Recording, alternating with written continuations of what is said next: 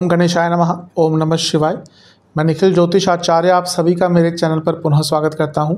आशा करता हूं कि आप सभी स्वस्थ होंगे। महादेव की कृपा आप सभी पर सदैव बनी रहे। ये वीडियो धनु यानी कि सजिटेरियस के लिए बहुत महत्वपूर्ण है, क्योंकि ये वीडियो है आने वाले हफ्ते यानी कि 8 अप्रैल से 14 अप्रैल तक के साप्ताहिक राशिफल के बारे में। मेरा साप्ताहिक राशिफल चंद्रमा की गति पर आधारित होता है। चंद्रमा एक ऐसे ग्रह हैं जो बहुत तेज़ भागते हैं, 2.25 से 2.5 दिन में राशि बदल लेते हैं।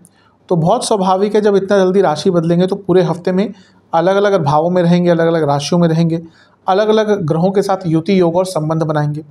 तो इन सब चीज़ों का क्या प्रभाव आपके जीवन पर पड़ सकता है, यही आधार होता है मेरे साप्ताहिक राशिफल का। यदि आपकी लग्न राशि या चंद्र राशि धनु है, दोनों ही गाइडेंस के लिए अवश्य इस राशिफल को ऑब्जर्व कर सकते हैं।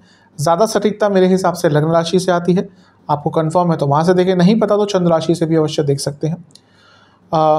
वीडियो के अंत में कुछ उपाय भी मैं अवश्य बताता हूं, जिसके करने से सकारात्मकता की वृद्धि होती है। शुरुआत करते हैं। सर्वप्रथम 8 तारीख को चंद्रमा ऑलरेडी आपके चौथे घर में ही होंगे, यानी कि मीन में, और 9 तारीख सुबह के 8 तक यहीं पर रहेंगे।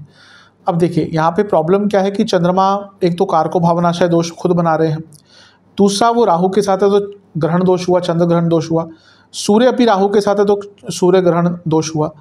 और यहाँ पर सूर्य ग्रहण, एक तो हमने ज्योतिषीय दोषों की बात करी, सूर्य ग्रहण भी 8 तारीख को ही लग रहा है। तो इतना सब कुछ कहाँ हो रहा है? चौथे घर में।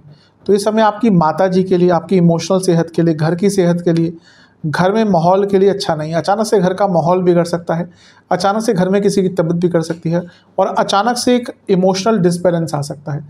तो ये समय थोड़ा कष्टकारी है, संवेदनशील है, क्योंकि बहुत कुछ एक साथ हो रहा है, चौथे भाव में हो रहा है। चौथा भाव इमोशनल्स कंडक्ट करता है, इमोशनल रूल करता है, इमोशंस रूल करता है। तो यहाँ पर बहुत धैर्य दीजिएगा। आपके इमोशंस, आपके सोचने में और आपकी वाणी में बिल्कुल भी समन्वय नहीं बैठेगा। सोचेंगे कुछ और कर कुछ और देंगे। और ये सारे ग्रह 10वें घर को भी देख रहे हैं, तो कार्य क्षेत्र में भी शांति बनाकर रखनी है।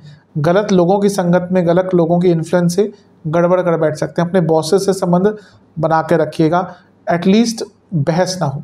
थोड़ा सा संवेदनशील है। माता जी की सेहत का बहुत ध्यान दीजिएगा, ये समय उनकी सेहत के लिए अच्छा नहीं दिख रहा। नवांशा के अनुसार गाइडेंस की आवश्यकता पड़ेगी इस टाइम पर, बड़ों से बात कीजिएगा। दशांशा, करियर में उलझन होगी, संभाल लेंगे लेकिन फिर भी उलझनें होंगी। बिजनेस, धोखा मिल सकता है, कोई धोखाधड़ी हो सकती है, तो बड़ा कोई डील वगैरह साइन मत कीजिएगा। लव लाइफ, ऐसा लग रहा है कि दोनों ही पार्टनर्स अलग पेज पे हैं, आगे कैसे बढ़ना है कन्फ्यूजन है बहुत। वैवाहिक जीवन, व्यर्थ की चिंताएं बहुत रहेंगी। चिंता, थोड़ी सी प्रॉब्लम है, लेकिन अभी यहाँ पे इस टाइम पे व्यर्थ की चिंताएं ज़्यादा दिख रही हैं। स्टूडेंट्स, ध्यान बहुत भटकेगा। सेहत, चेस्ट की प्रॉब्लम, कफ रोग, रक्त विकार, हड्डियों के रोग तंग करेंगे। सर्वाष्टक में आपका तीसरा भाव अत्यंत बली है। गुस्से पर नियंत्रण इस टाइम पे बहुत इंपॉर्टेंट आपके लिए रहने वाला है। अपने इच्छाओं पर और अपने वाणी पर बहुत कंट्रोल रखिएगा। 9 तारीख चंद्रमा सुबह 8 बजे आपके पंचम भाव में आ जाएंगे। बुध यहाँ पर वापस आ जाएंगे और चंद्रमा आगे आ जाएंगे। और 11 तारीख सुबह के 9 तक यहीं पर रहेंगे। चंद्रमा का पंचम में आना अच्छा होता है। यहाँ पर गुरु चंद्र की युति हुई, जिसको गजकेसरी योग भी कहते हैं। गुरु स्वयं लग्नेश हैं, गुरु चौथे घर के स्वामी हैं, चंद्रमा अष्टमेश हैं, यानी कि अचानक से धन की प्राप्ति हो सकती है, क्योंकि पंचम और 8वें का यहाँ पे मिलन हो गया। अष्टमेश चंद्रमा है, थोड़ा सा अनिश्चितता आती है, लेकिन पहले के मुकाबले हफ्ते के पहले दिन के बहुत स्थिरता होगी। गुरु की गाइडेंस भी मिल गई, लेकिन शनि का दृष्टि का प्रभाव है, तो चंद्रमा विषदोष युक्त हो गए। लव लाइफ में प्रॉब्लम आ सकती है। यहाँ पर एक छोटी सी बात को बहुत बड़ा आप खुद बना देंगे और उसके कारण प्रॉब्लम बढ़ेगी। तो थोड़ा सा अपने ऊपर नियंत्रण आपको रखना पड़ेगा। समय ठीक है पहले के मुकाबले, लेकिन थोड़ी मानसिक वेदना यहाँ पर भी रहेंगी। जिसको कहते हैं कि एक बात का बतंगड़ बना देना सोच सोच कर, वैसा ही थोड़ा आप यहाँ पे करेंगे। अपने बच्चों से संबंध भी थोड़ा सा बचा कर रखिएगा। जहाँ तक नवांशा की बात है, बहुत ओवर थिंकिंग दिख रही है। दशांशा, कार्य क्षेत्र में चीज़ें आगे बढ़ेंगी, थोड़ा सा अस्थिरता अवश्य आएगी, लेकिन चीज़ें आगे बढ़ेंगी। बिजनेस के हिसाब से बहुत शुभ समय है। आइडियाज़ भी आएंगे, पैसा भी बढ़ेगा, कुछ अच्छे डिसीजन भी ले पाएंगे, कॉन्फिडेंस भी वापस आएगा। लव लाइफ, बहुत अथॉरिटेटिव होने की कोशिश करें, इसकी प्रॉब्लम आपको आगे चलकर भुगतनी पड़ेगी। वैवाहिक जीवन ठीक है, लेकिन ज़्यादा, यहाँ पे भी कहूँगा ज़्यादा अथॉरिटेटिव मत बनिएगा। स्टूडेंट्स, ओवर एक्साइटमेंट बहुत दिख रही है, समय ठीक है, ओवर एक्साइटमेंट दिख रही है। जहाँ तक सेहत की बात है, पेट के रोग, लिवर के रोग, गले के रोग और इन्फ्लेमेशन। सर्वाष्टक में आपका तीसरा भाव अत्यंत बली है। ठीक है, सब कुछ बुरा नहीं कहूँगा, लेकिन बस ये कह सकता हूँ कि जल्दबाजी हर जगह यहाँ पर भी आपको दुख देगी। 11 तारीख सुबह के 9 बजे चंद्रमा आ जाएंगे आपके छठे घर में यानी कि वृषभ में, और 13 तारीख दिन के 1 बजे तक यहीं पर रहेंगे। चंद्रमा का छठे घर में आना मिश्रित प्रभाव देता है। विपरीत राजयोग बना रहे हैं, लेकिन चंद्रमा का विपरीत राजयोग कोई बहुत श्रेष्ठ नहीं होता। फिर भी क्योंकि विपरीत राजयोग बनाए, कोई छोटा मोटा अटका कार्य पूर्ण हो सकता है। चंद्रमा उच्च के हैं, कोई लीगल कार्य में सफलता, अटका हुआ पैसा आ सकता है, कार्य क्षेत्र में आगे बढ़ सकते हैं क्योंकि 10वें से त्रिकोण में है, तो ये समय आपका अच्छा रहेगा, चीज़ें आगे बढ़ेंगी। मंगल की दृष्टि है, मंगल पंचमेश है और 12वें घर के स्वामी हैं।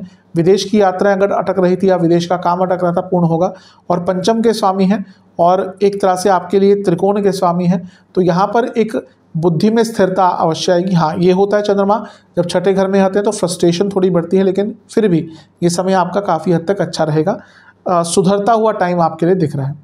नवांशा के अनुसार सकारात्मकता वापस आएगी, कॉन्फिडेंस वापस आएगा। दशांशा, कार्य क्षेत्र में अपने काम पर ध्यान दीजिएगा, आपको जज किया जाएगा यहाँ पर।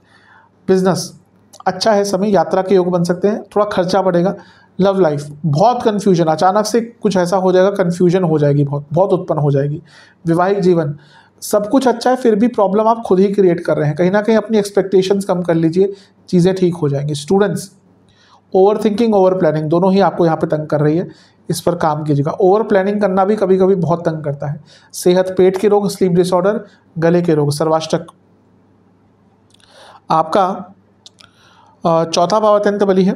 अपनों से बात करते हुए बहुत, अपने रिश्तेदारों से बात करते हुए बहुत संयमित रहिएगा, कब बात का बतंगड़ बन जाएगा पता भी नहीं चलेगा, लड़ाई झगड़े हो सकते हैं।